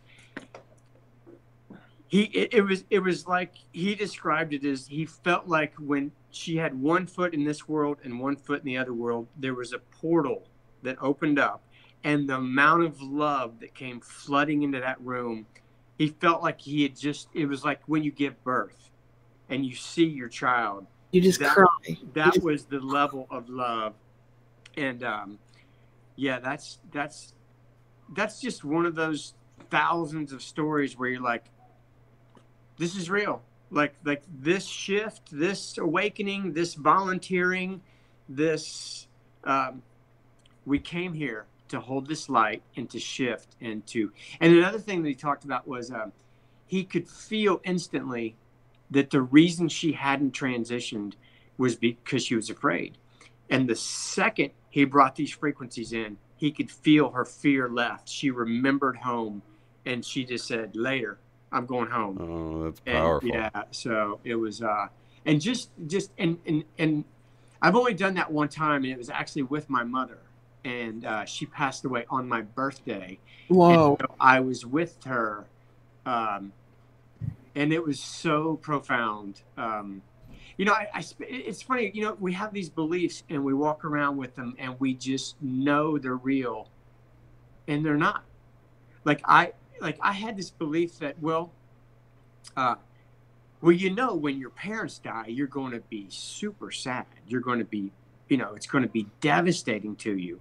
And for some reason, I just always believed that when my parents passed away, it was going to be this incredibly devastating experience. It was one of the most joyful experiences I could have ever imagined. It was incredible. I believe it because, being Irish, we have wakes where you get drunk and celebrate the person's life. So we're like, yeah, come on, party time. And when my husband passed, we had a celebration of his life, and it was his daughter was 6 years old, and she had all her friends there, and the neighbors were between the ages of 2 and 12. So we wore bright colors and purples and blues and yellows, and we had a picture of them, and we had testimonials. And then at the end, every child picked up a white carnation and laid it in front of his picture. And that's when the tears came. Like, oh my God. But it was such a beautiful experience to celebrate his life instead of mourning his death. Yeah. I'm all for that. I did the exact same. My mom said, cremate me and throw a party. And exactly what you said, that's exactly what we did. And the funny thing is when I went to go meet with the guy who was handling her, the funeral part, the cremation, everything. When I went to meet him, there was a funeral going on, and it was so that frequency was so low and so sad. Yeah. And then at my mom's party, just like exactly what you said, everybody's laughing and telling stories. And well, when my mom died, my sister came to Florida and helped me, get her transitioned. Yeah. Right. And we were by her side the whole time. I was actually with her when she took her last breath. And of course, it's sad when you know that they're gone, but there was this okayness about it, because when they're old and they're in pain and they're not thriving anymore, it's almost like, oh, now everything's okay again. And so we had her cremated, brought her back to her home. And she said she wanted her ashes thrown in her man-made lake. So I'm laughing, talking to her lawyer in the building, selling her condo. I'm going, my mom's going in the lake, and that's not legal. And he said, do you know how many residents from this building are in that lake right now as we speak? So we all get into paddle boats. That's the only way you can get into the lake. So we're paddling, and I'm like, no, you do it, Leslie. So Leslie grabs the bag, and she goes to throw my mother unceremoniously, because we don't want to get caught. We're doing this the whole time, into the lake, and misses. And now it's all over the paddle boat. We're like, oh my God. And we're dusting it off with our hands and blowing it and kicking it. Mom's on the paddle boat. Yep. Yeah. That's awesome. She's laughing her ass It was off. awesome. It was so funny. That's awesome. One final laugh. Yeah, that's hilarious. Yeah, I took Mom on a paddle boat for her last ride into the lake. That's cool. Well, we got to do this more often now that you got good internet, man. Yeah, I'm good to go, man. It's been a long time since I've done one of these, so I always love seeing you guys. And I'm so glad I'm able to put a face to a name in my upgrade group now. Yay! Because really, I don't know anybody, so I'm just, but now. I saw some cool emails coming through, and I'm like, I want to get to know them. Is there like 12 of us or 20 of us? I mean, it just sounded. Yeah, it's growing each day. Do you know that one lady that sent that email? Yeah. That was kind of shocking to me, actually, because. How'd she get it? How'd she get all of our names? I guess I made the mistake of sending one out and it went to everybody. So cool. When I got that email, I was like, oh, that just went to everybody. Because it was you. Did you read it? I did. Yeah. And I let you answer it. I was not going to answer back. I was like, okay, that's for Case. Yeah, that was so I was like, oh, that went to everybody. So maybe I should. That made me feel that anymore. When I got it, I felt like, oh wow, I'm in a club, Yeah. No, I would like that, because there is. I think it's cool to interact with everybody, but that particular story was like, wow. Okay. It was wow. So respectfully, I was like, I'm not going to respond to this. This is Case's communication. All right. So how much we have to pay to read the story you're talking about? Oh no, I'm just teasing. It's just. It was really personal. It was really. Oh, I got you. Right. Yeah. And I think you draw that out of people, Case. There's something about you that makes people open up. Yeah. I think it's because I'm real. And yeah. I truly care, and I don't know what it is, but I've always had that. Even when I was dumb as shit, even when I was completely asleep, people felt that they could talk to me about. I remember one time. We're probably out of time, right? No, we're never out of time. Yeah. Well, one time we'll go to midnight. I was in college, and I don't know anything. I literally don't. All I know is how to play golf really well and how to have a good time. I don't know anything. And in 1 week, I had 2 people that I didn't know, actually that I didn't like. They were on their way to commit suicide, and they came to my house before. And I'm like, I'm so young, and I'm thinking like, isn't there like professionals for this? Like, why did you? But I knew exactly what to say to them. I don't even know how I knew, but I just knew. So it's really intense. I just, I don't know. I think out of people. Yeah, they say the things that they couldn't say to anybody else. So I don't know why that is, but I relish that. I will take pride that I'm good in those situations. At when people are really, really down. Yeah, actually, I had somebody 2 days ago that was ready to commit suicide, and I just stopped my life, and I just felt the need to talk to them for an hour, and then I gave them a session, and I don't know what happened, but did it reconnected them? It basically got them back to themselves and why they're here, why they came here. Hopefully, some of the times I was just like literally just cussing and telling dirty jokes, but that is what she needed at that moment. You know what I mean? Yeah. Because I could tell she was laughing, and she was. And sometimes, man, that's what we just need to do is just lighten up, laugh, give new perspective. It's hard here. It can get really hard. Yeah. It can. I know. It is. Yeah. But we came here, and there's got to be a reason why we came here. Well, see, my opinion is we're badasses. Like, I don't think you can come here unless you can handle it.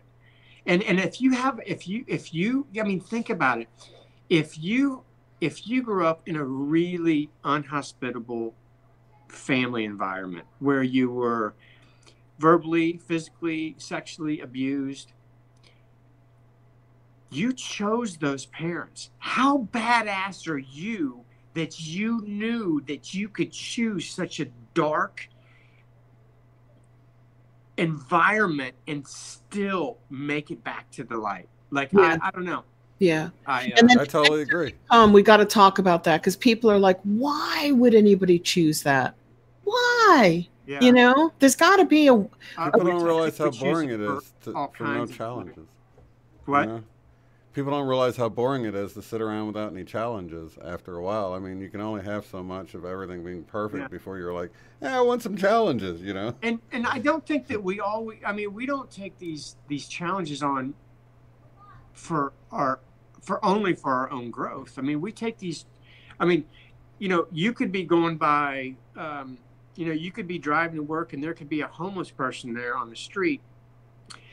On the other side, that might be your best friend, your family, and they chose that life because one day you are going to drive by and that's going to change your life forever. And so they could literally live their whole life just to affect you at that moment, and then how you change ripples out and changes the lives of all these other people. I don't think we know. Yeah, I've read that. We don't know anything. It's possible that some people, you know, some people go, there can't be a God because of child abuse, you know, or whatever. And then I have read, it's a theory, that people volunteer for those positions. Absolutely. So that they can affect the people around them. So people can respond to their need, their desperate need, as a way to help others evolve, advance, ascend, atonement. Absolutely. You know, and I believe that 100%. Tough job. Yeah. I believe that 100%. And it's very hard to get your mind around that in this in this 3D world. But there's more going on in this 3D world. You know what I mean? Yeah. So we have such a limited view on how we're affecting others and how others have affected us and who they are.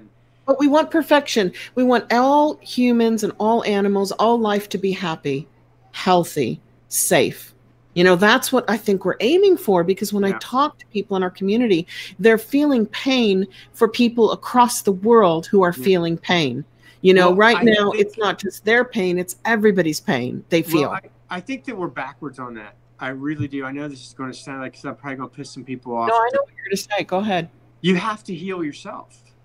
Because when you heal yourself, we are projecting onto the world. When you heal yourself, your world changes. The world starts to heal. And I know people, they'll think that's crazy, but that's, in my opinion, you heal yourself first, and then the world starts to heal.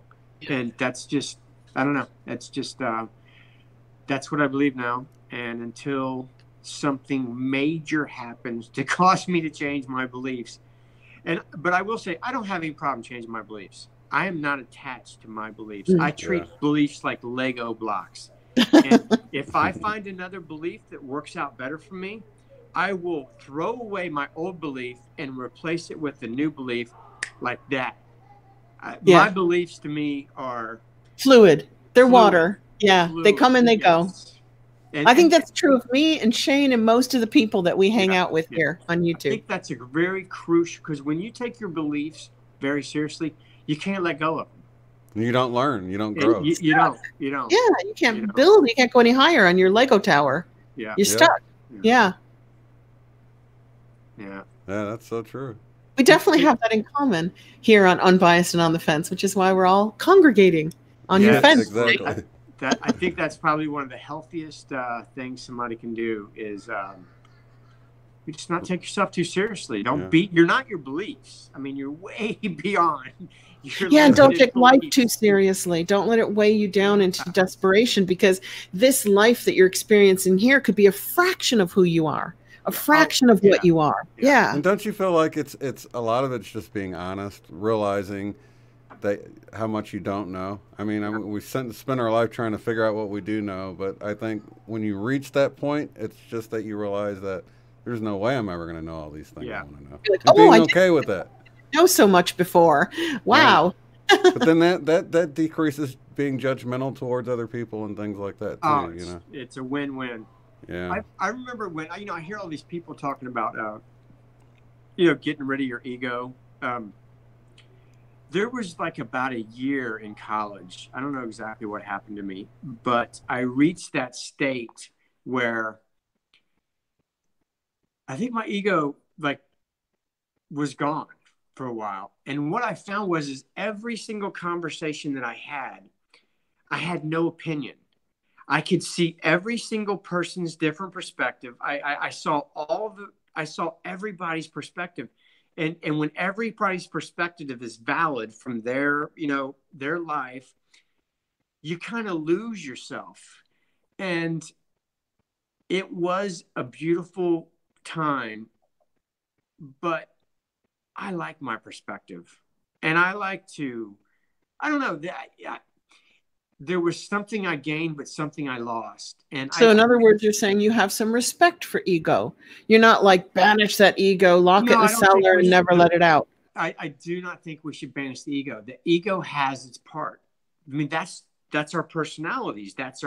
But it's not supposed to control our lives. You know what I mean? Like it's you're like, tame the ego, don't kill it. Tame the ego. It has a place. Yeah. Let the soul or spirit overrule the ego, but don't totally become devoid of your personality, of who you are.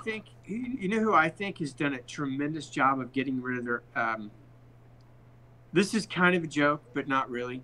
Who I think has done a tremendous job of getting rid of their ego is Eckhart Tolle. Oh, okay. Very familiar. Yeah. The way he speaks is so unusual. I read most of his books. So would you want to go party with Eckhart Tolle? No. No way. No. No way. You would not want to go hang out and watch something with Eckhart Tolle because he's just being. You know what I mean? I think that, yeah. I mean, I love Eckhart Tolle. His book, The Power of, no, not The Power Now. That is his book, but The New World. Oh, dude.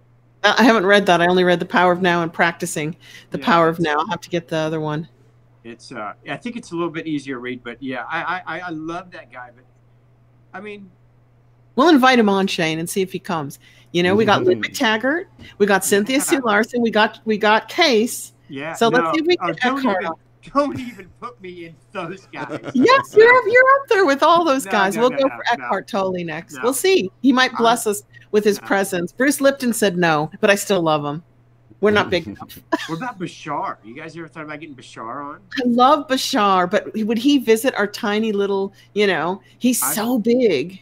He might. I think he would. 15,000 subscribers is not small. I know, but to certain guys like Bruce, that is. Yeah.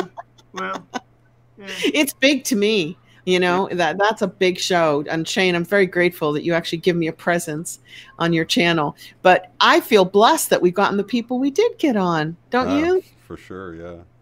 And I don't trip off of it. I feel like, I guess they weren't supposed to be on right now. I don't, you know what I mean? Yeah. You know who else would be good is Nassim Harriman.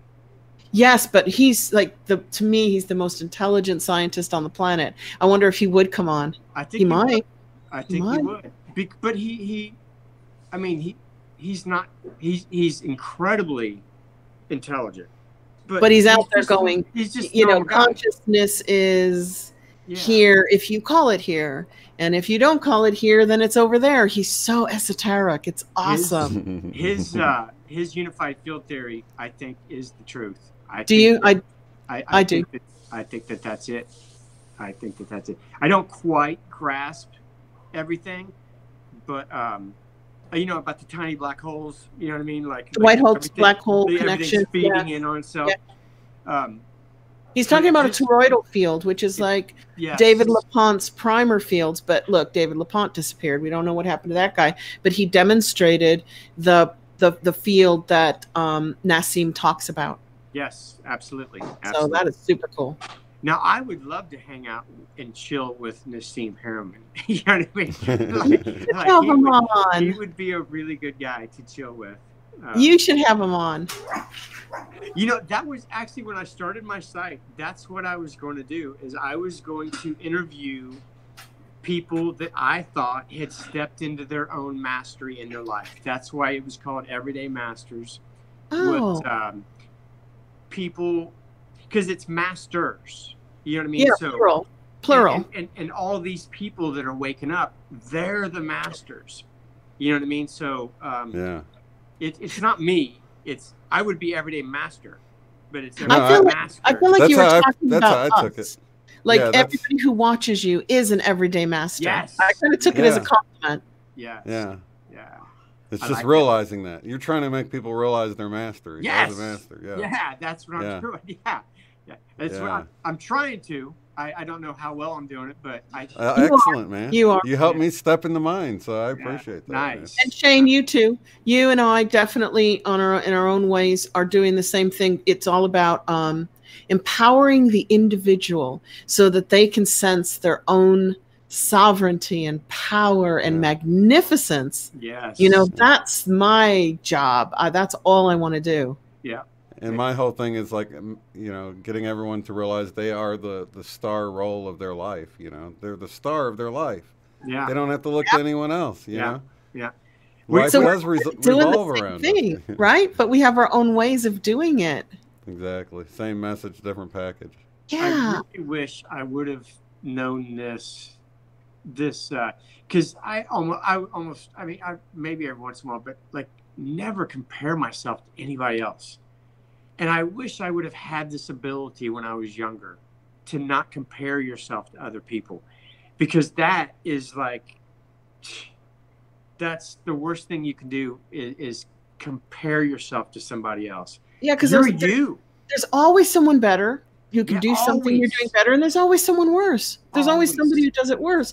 There's never, I don't know, it's like when you compare yourselves to others, you lose the beauty of what you're trying to express because you're judging it before you express it. Yeah.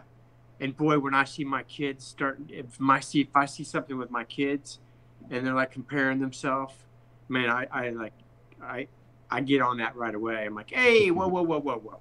We don't do that. Cool. No, that ain't what we do here. That's an endless black hole into unhappiness. That's the old system. That's the old programming. Yeah. You know? Yeah. That's cool because you don't have to judge yourself. You just have to appreciate it. Appreciate your own uniqueness in what you bring. And then it helps you to not judge others. Because if you appreciate yourself, how could you judge somebody else? You know?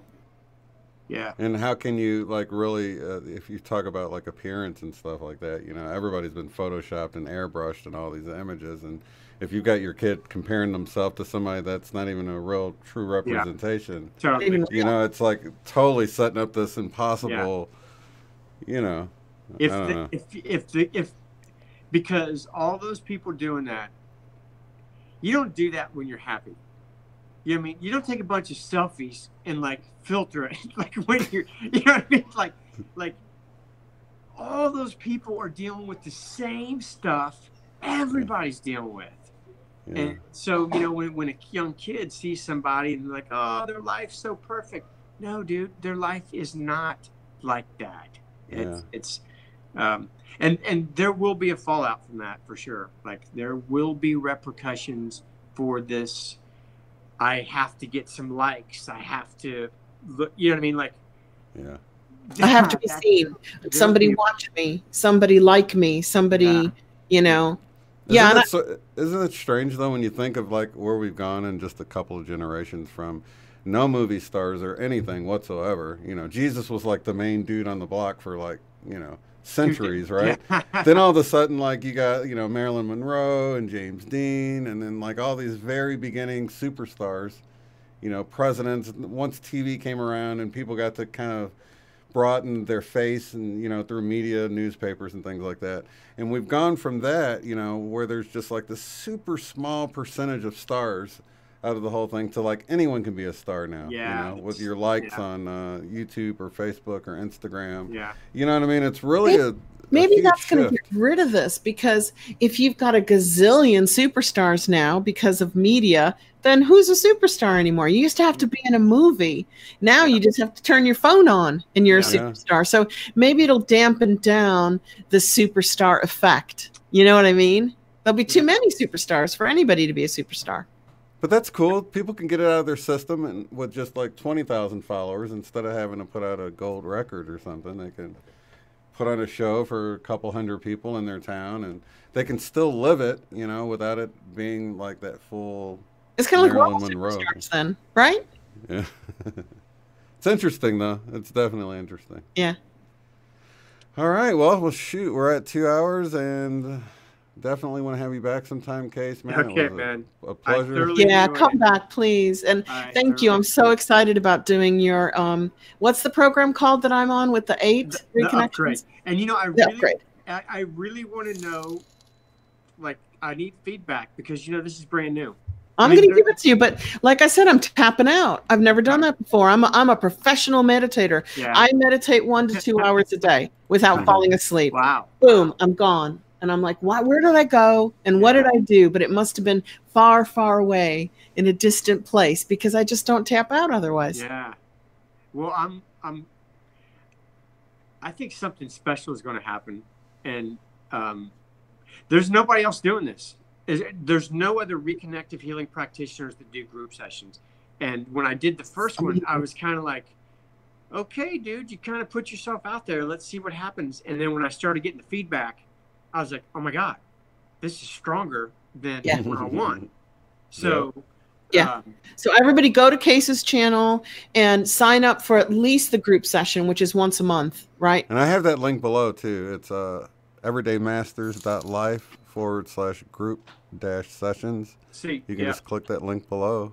And then if you really want a powerful experience, jump into the upgraded sessions with me.